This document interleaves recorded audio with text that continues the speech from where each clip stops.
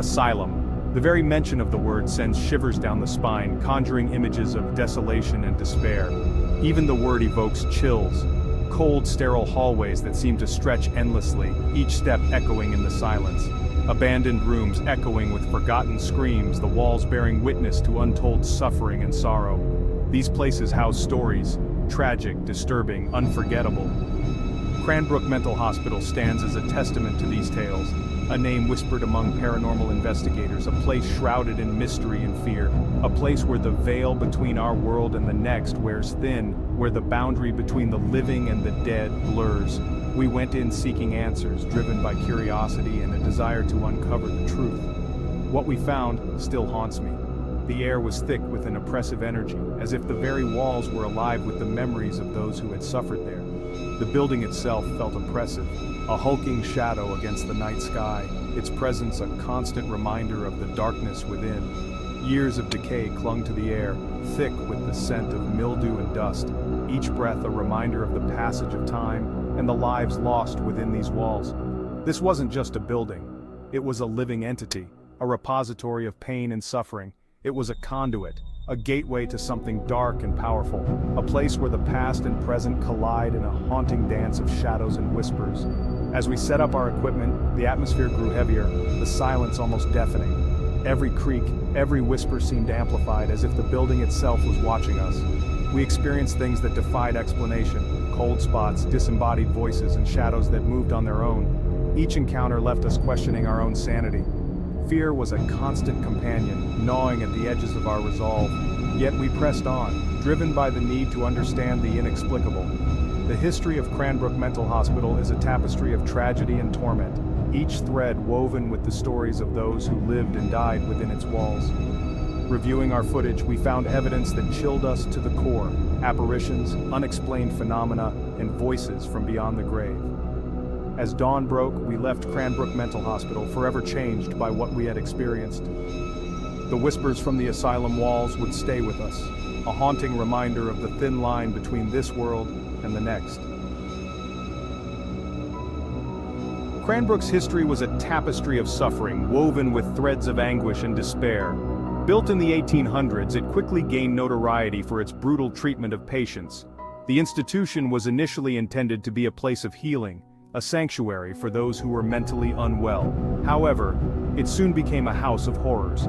Overcrowding, experimental procedures, and alleged abuse were rampant. Patients were crammed into small, dark rooms, with barely enough space to move. The staff, overwhelmed and undertrained, resorted to harsh measures to maintain control. Stories lingered of patients disappearing, only to be found dead under mysterious circumstances. Whispers of secret experiments and hidden chambers filled the air, adding to the asylum's dark reputation. The air hummed with the energy of their pain, their fear. It was as if the very walls absorbed the suffering of those who lived and died within them. The cries of the tormented seemed to echo through the halls, a haunting reminder of the past. It was in the very fabric of the building. The bricks and mortar seemed to hold on to the memories of the countless souls who had passed through its doors. The atmosphere was thick with a sense of dread, as if the building itself was alive with the ghosts of its history. Each footstep echoed with their silent screams, their pleas for help that went unanswered. The corridors, once bustling with activity, now stood silent and empty, save for the occasional creak of the floorboards and the distant sound of footsteps that seemed to come from nowhere. Cranbrook was a breeding ground for despair, and that despair lingered, trapped within its walls. The stories of those who suffered there continue to haunt the present, a chilling reminder of the darkness that once thrived within its confines. The legacy of Cranbrook is one of pain and sorrow, a testament to the horrors that can arise when humanity's compassion is overshadowed by cruelty and neglect. Our team arrived at nightfall, the darkness enveloping us as we stepped out of the van. The location was shrouded in mystery, its eerie silence broken only by the occasional rustle of leaves and distant hoot of an owl. The air was thick with anticipation and dread. We unloaded our equipment, each piece a lifeline in the unknown. The dim lighting cast long shadows, making the task feel even more ominous. EMF readers, EVP recorders, infrared cameras, each tool meticulously checked and double-checked. These devices were our eyes and ears in the dark, our only means to communicate with whatever lay beyond. tools of our trade, meant to pierce the veil of the supernatural. They lay on the table, a stark reminder of the task ahead. Each item had a purpose, a role in our quest to uncover the unseen. We were prepared for the unknown, or so we thought. Determination etched on our faces. We steeled ourselves for the night ahead. We had faced many challenges before, but this place felt different. This place had a way of testing even the most seasoned investigators. Every creak, every whisper seemed amplified, playing tricks on our minds. We moved cautiously, aware that we were not alone. As we stepped inside, the heavy steel door clanging shut behind us, the sound echoed through the empty halls. It was as if the building itself was alive, watching our every move. A sense of foreboding settled over us. The air grew colder and an unshakable feeling of being watched crept in. We exchanged uneasy glances, each of us feeling the weight of the unknown pressing down. We were no longer in control. The environment dictated our actions, our thoughts. It was a stark reminder that in the realm of the supernatural, we were merely visitors, at the mercy of forces beyond our understanding. The silence inside Cranbrook was unnerving. It wasn't a peaceful silence, it was a heavy, oppressive silence, pregnant with anticipation. We started in the main ward, where patients once spent their days. The air grew colder. EMF readers spiked erratically. Then, a sound. A low, guttural growl emanating from the far end of the hallway. It wasn't human. It was something else. Something primal, filled with rage and pain. We were not alone. The growl was just the beginning.